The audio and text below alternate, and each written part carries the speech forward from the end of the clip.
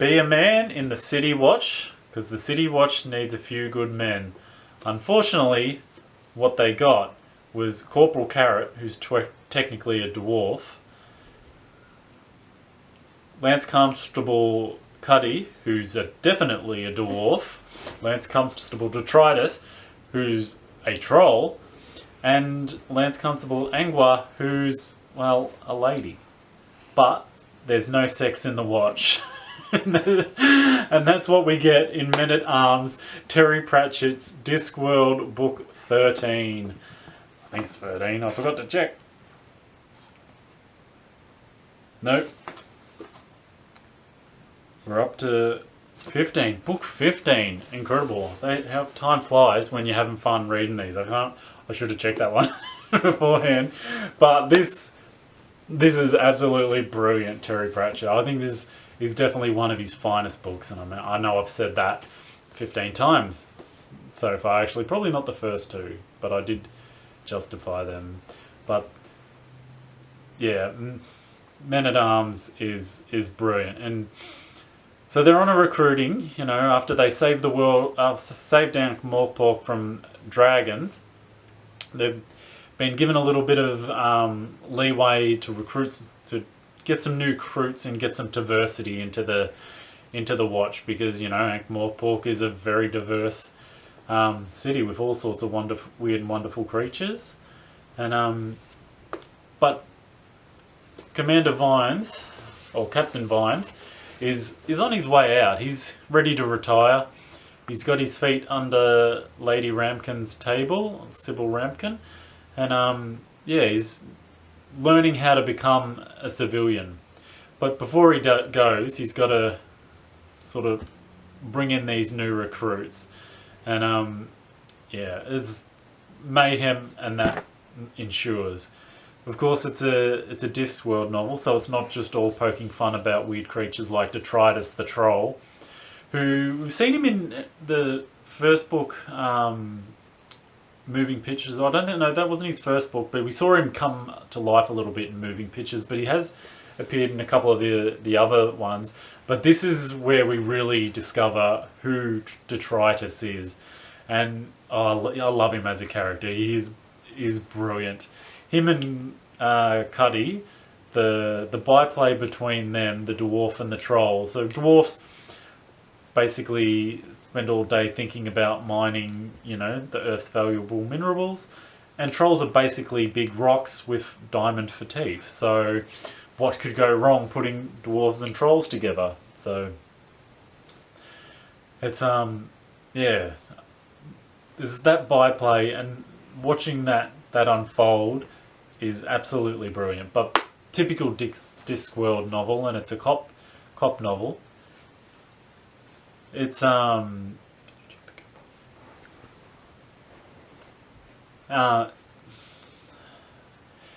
typical disc. Still recording? Yeah. It just flashed something. Typical Discworld novel.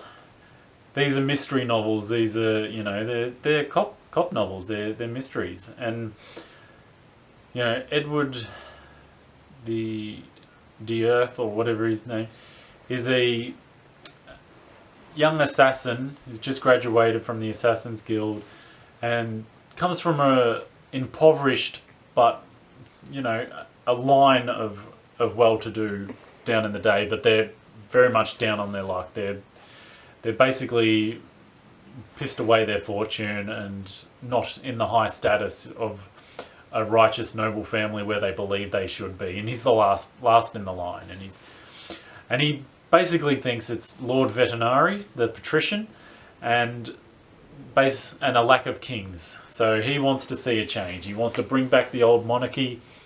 He believes he's tracked the line, he's got the people, he's got the man for the job, the rightful king, and he's going to bring about change. But first he's got to cause a bit of a coup, cause a bit of an upset. So he's talking to some other of the nobility, and he's stolen something from the Assassin's Guild. A secret weapon that was supposed to be destroyed by the assassins. Is a one-of-a-kind weapon, a gun, and it's, yeah, got a bit of a mind of its own. So it begins with a couple of killings, typical Terry Pratchett, and that's where the tension starts. When a dwarf's killed, naturally the Day Watch blame the trolls, because why not? That's easy to do. And in Ankh-Morpork, by definition, everyone's guilty. It's just a matter of time and a matter of what. So you might as well rope them in for whatever you can get them. But Corporal Carrot's sort of lit a bit of a fire in the first book with Captain Vines, and yeah, got him a little bit excited about, instead of just being, and Lady Sybil too, instead of just being a drunk and a lush stuck in the night watch, bitter and twisted. They've got a bit of fire about him, a bit of, you know, understanding of that watchman used to mean something, you know, and it's catching. Like Nobby and Sergeant Colin aren't really sure how it all works and why they're roped into it, but they're catching it too. And I think this is the novel that Terry sort of wanted to write originally, you know, because the first Guards, the first time we introduced these set of characters, it was supposed to be the Carrot story. It was supposed to be the, you know, the young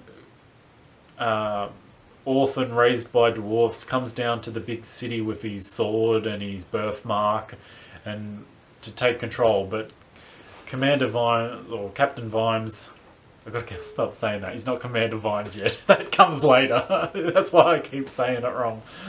Captain Vimes, as a character, just seized the plot and just wouldn't let it go. And as a writer, you know, when you have characters do that and just take your story in a new direction, you know that's pure magic.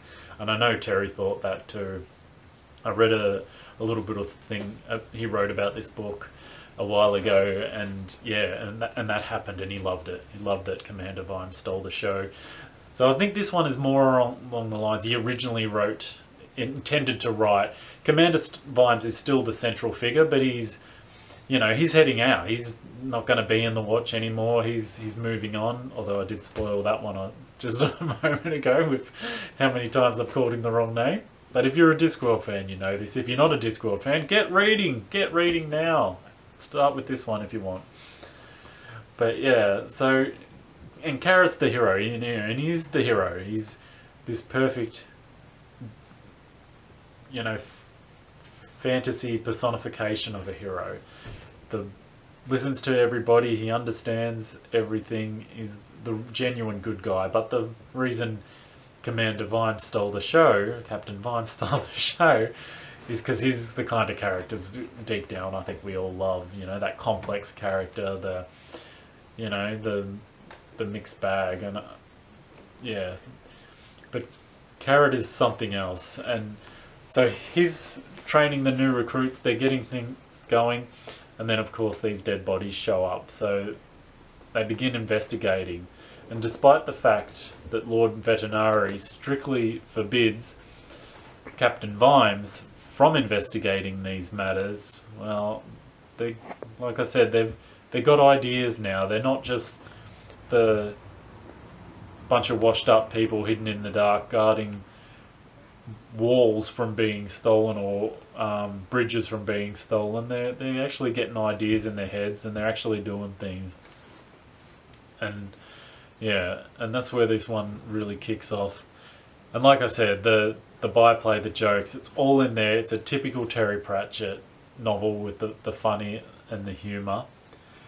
But this gun, there's a real play on, you know, society and I think a real lot of poke at America and that need to possess a gun, and the debate, do the guns kill people or do people kill people, you know, that sort of thing in a satiristic kind of way. And yeah, it's a typical brilliance. But once the trouble starts with Detritus, don't salute. Oh my god, the best jokes ever, treating Detritus, because trolls are basically thick brickhead, you know, literally bricks.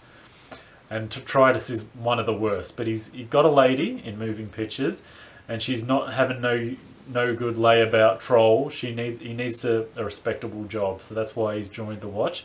But having Sergeant Colin teaching him, the proper way of policeman and saluting is a lot of fun. Using his truncheon, so yeah, Lance-constable Detritus, don't salute, is one of the best jokes in the book.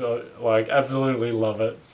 And watching him and Cuddy, so basically mortal enemies, it all goes back to this big battle, Coombe Valley, which they sprinkle the Easter eggs in this one, but that'll come into effect in later novels in a big way.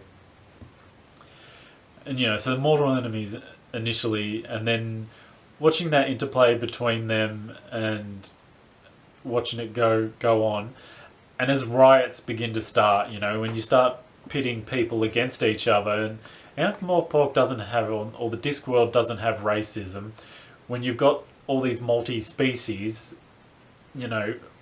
hating someone or disliking someone because they're a different colour is not interesting, but disliking a totally different species, well, that's appealing. So, and yeah, so dwarves and trolls, once they start,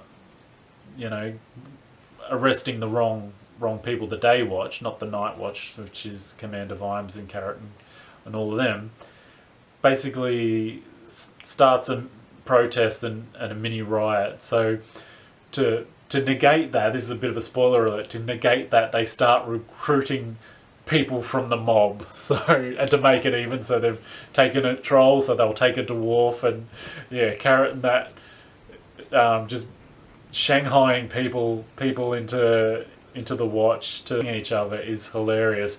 And reading Detritus sign, don't salute, reading Detritus sign them in is genuinely hilarious. It's absolutely brilliant. And I forget what the actual quote is, but I'll kick your googly head in is the crux of the oath he makes them swear.